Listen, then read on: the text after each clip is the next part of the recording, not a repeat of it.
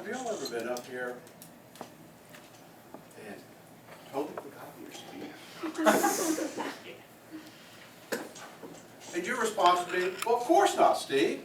If I did, I would refer to my notes and catch up where I am and then go move on. What do you have me then? What are you going to do? Welcome to Winging It 101. On my trip for the CC, this happened to me 3 different occasions.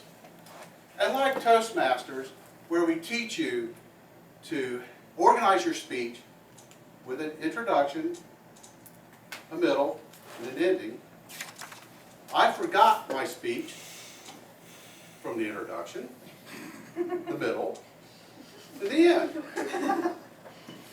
The rest of my speech I will dedicate to giving you some techniques to get through this, and it is not a delectable moment for most people. Give you a live demonstration, and then offer a challenge to each and every one of you. If you're in this situation, and your speech is just said, bye-bye, I'll catch you later. First thing, don't panic. Take a deep breath, and hopefully it comes back. But if it doesn't, what you can do at that point is turn your speech into a tabletop. And what you're doing at that point, you're taking the last thought that you had, make another thought, stream another thought, take another thought. And hopefully by that time, you might be able to get back into your speech. Sometimes it happens. One example, it was this same project number 3. In the beginning, I got through the introduction, and I totally forgot it. So what I did is I used that technique. You also want to use a lot of pauses. Not a lot, but just enough to give yourself some time to think. And body movement is great. Now, fortunately, that topic was about transmission lines and electricity, something I'm very familiar with. As some of you may recall, we had lights go on and off a lot. That was something I got dinged on because it was an overuse of a prop. But at that point, it's time to take another trip to the light switch. And what I'm going to say for the next 30 seconds, I got through it, as most of us do. Now, if you're at towards the end, it'll be great if you forget something, just to go ahead and end it. Go straight to your ending and go back and sit down. The live demonstration, last week, I gave my speech for CC. That one you're not supposed to have in your notes. And I forgot part of the ending. So to give you an idea of how this works, I'm going to start pretty much where I left off and then go into a part of the ending.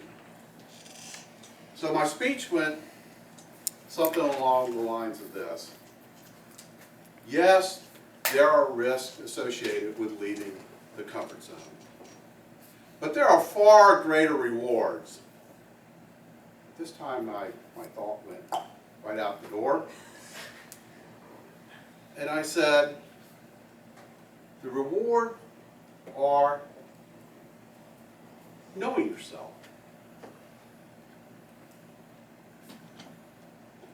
In the words of Martin Luther King Jr., but ours is not that faith. And then I went into a series of the 5 quotes and ripping up a comfort zone on the floor. That's what happened. What should have happened was this. Yes, there are risks associated with leaving the comfort zone. And I just forgot that part too. So it can happen at any time. Believe me. And yes, but there are far greater rewards. Follow your dreams, your desires, your ambitions. Do what you want to do instead of what someone tells you you should do. Exercise your right of independence. Be aware that the masses will want you to join in this comfort zone. And in the words of Martin Luther King Jr., but ours is not that fate. And then I went in my ending with the 5 quotes. That had more of a flow than the other one did. So the bottom line on that is everybody loved that speech.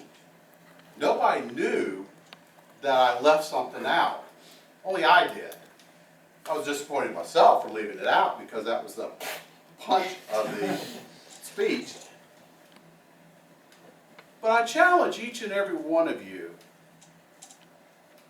especially the experienced speakers, to do as many speeches as you can without notes.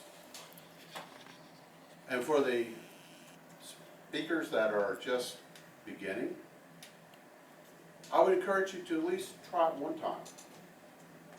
And if you feel comfortable with it, try it again. It'll help you become a better speaker. It'll improve your self-confidence. And like I said before, nobody knows, unless you told them before, that something was missing. Madam Toastmaster.